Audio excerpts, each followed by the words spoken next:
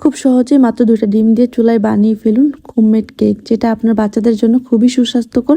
বাচ্চাদের টিফিনে বা বিকেলে নাস্তা হিসাবেও খেতে পারেন। এটা ছোট বড় সকলের অনেক বেশি পছন্দ। আর এটা বানানো প্রসেসিং অনেক বেশি ইজি, বেশি কিছু লাগে না। আপনার হাতের কাছে অল্প উপকরণ দিয়ে আপনি এই কেকটা বানাতে পারেন। এই কেকটা অনেক বেশি সফট আর মজাদার। তো প্রথমে আমি নিয়ে নিয়েছি 1/2 কাপ ময়দা। এখানে আপনারা আটাও নিতে পারেন। তারপর আমি নিয়ে নিব 2 টেবিল চামচ গুঁড়ো দুধ। তারপর নিয়ে নিব আমি অল্প একটু বেকিং পাউডার। এখন নিয়ে নিব আমি পরিমাণ মতো চিনি। এটা আপনারা কম বেশি যে যেমন খান তেমন নিতে পারেন। এখন নিয়ে নিব আমি 2টা ডিম। সবগুলো শুকনো উপকরণ একসাথে একটা মিক্সার দিয়ে ভালোভাবে মিশিয়ে নিব। এখানে আমি অয়েল মিশিয়ে আমার মোলটা রেডি করে নিয়েছি। এখন একটা হ্যান্ড ব্লেন্ডার দিয়ে আমি ডিমটাকে ভালোভাবে ফোম করে নিব।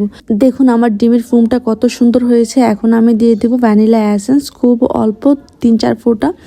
ডিমের গন্ধটা যেন না আসে। এই পর্যায়ে আমি দিয়ে দেবো রান্নার রেগুলার তেল 1/2 কাপ। তেলটা একটু বেশিই লাগে। সবগুলো দেওয়া হয়ে গেলে আমি একটা হ্যান্ড ব্লেন্ডার দিয়ে এটাকে 1 মিনিট ব্লেন্ড করে নিব। সবগুলো শুকনো উপকরণ একটা চালনি দিয়ে চেলে নেব। এখন আমি ডিমের ফোমের মধ্যে 2 থেকে 3 বারে শুকনো উপকরণগুলো দিয়ে একটা মিক্সারের সাহায্যে আলতো হাতে মিক্স করে নিব। দেখেন আমার কেক বানানোর জন্য একদমই রেডি হয়ে গিয়েছে। এখন আমি চুলায় বসিয়ে দেব। কেকটা চুলায় দেওয়ার 10 মিনিট আগে আমি প্যানটা বসিয়ে রেখেছিলাম। চুলার আঁচটা একদম লো আঁচে দিয়ে দিবেন। 30 মিনিটের জন্য আমি ঢেকে দিয়েছি। আর এটার ছিদ্রটাও বন্ধ করে দিয়েছি একটা কাগজের দিয়ে।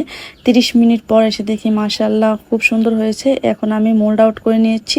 কালারটা দেখেন জাস্ট ওয়াও হয়েছে। কতটা লোভনীয় লাগছে দেখতেই পারছেন। আমি তো অনেক পরে এডিট করেছি ভিডিওটা। মনে হচ্ছিল যে এখনই আরেকটা কেক বানিয়ে খাই। আমার বাসার বাচ্চারাও এটা অনেক বেশি পছন্দ করে, তার সাথে সাথে বড়রা আরও বেশি পছন্দ করে। সত্যি কথা বলতে কি, যেদিন থেকে আমি বাসায় কেক বানানো শুরু করেছি তারপর থেকে আমার ফ্যামিলির কেউ বাইরের কেক আর খেতে পারে না। তাহলে বুঝতেই পারতেছেন বাইরের কেক আর বাসার কেকের মধ্যে কতটা পার্থক্য। আজকের ভিডিওটা এই পর্যন্তই। সবাই ভালো থাকেন, সুস্থ থাকেন। যদি ভালো লাগে লাইক কমেন্ট দিয়ে ভিডিওটা শেয়ার করে দেবেন। আল্লাহ হাফেজ, আসসালামু আলাইকুম।